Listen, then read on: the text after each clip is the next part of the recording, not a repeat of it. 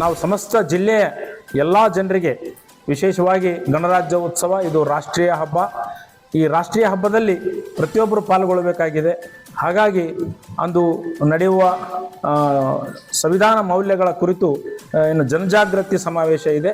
ಈ ಸಮಾವೇಶಕ್ಕೆ ರಾಷ್ಟ್ರ ಮತ್ತು ರಾಜ್ಯದ ಅನೇಕ ವಿದ್ವಾಂಸರು, ವಿಚಾರವಂತರು, ಚಿಂತಕರು ಬರಲಿದ್ದಾರೆ. ಮತ್ತು ಈ ಒಂದು ಕಾರ್ಯಕ್ರಮ ವಿಶೇಷತೆ ಏನಂದರೆ, ನಮ್ಮ ಕನ್ನಡ ಚಲನಚಿತ್ರದ ನಟರಾಗಿರ್ತಕ್ಕಂತಹ ದುನಿಯಾ ವಿಜಯ್ ಅವರು ಈ ಒಂದು ಕಾರ್ಯಕ್ರಮದಲ್ಲಿ ಭಾಗಿಯಾಗಲಿಕ್ಕೆ ನಾವು ಆಹ್ವಾನ ಮಾಡಲಾಗಿದೆ. ಈಗಾಗಲೇ ಅವರು ಅದನ್ನು ಒಪ್ಪಿ ಅವರು ಸಹ ಈ ಕಾರ್ಯಕ್ರಮಕ್ಕೆ ಬರ್ತಾ ಇದ್ದಾರೆ. ಇದು ಈ ವರ್ಷನ ಒಂದು ವಿಶೇಷತೆ.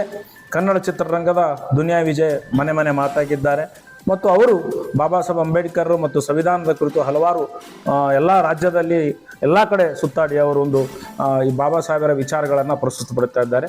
ಈ ನಿಟ್ಟಿನಲ್ಲಿ ನಮ್ಮ ಎಲ್ಲ ಯುವಕರ ಆಶೆ ಇದೆ, ನಮ್ಮ ಎಲ್ಲ ಆಯೋಜಕರದು ಮತ್ತು ಸಂಘಟನೆಯರದು ಈ ಒಂದು ಕಾರ್ಯಕ್ರಮವನ್ನು ಒಮ್ಮತದಿಂದ ಎಲ್ಲರೂ ಸೇರ್ಕೊಂಡು ಮಾಡ್ತಾ ಇದ್ದೆ.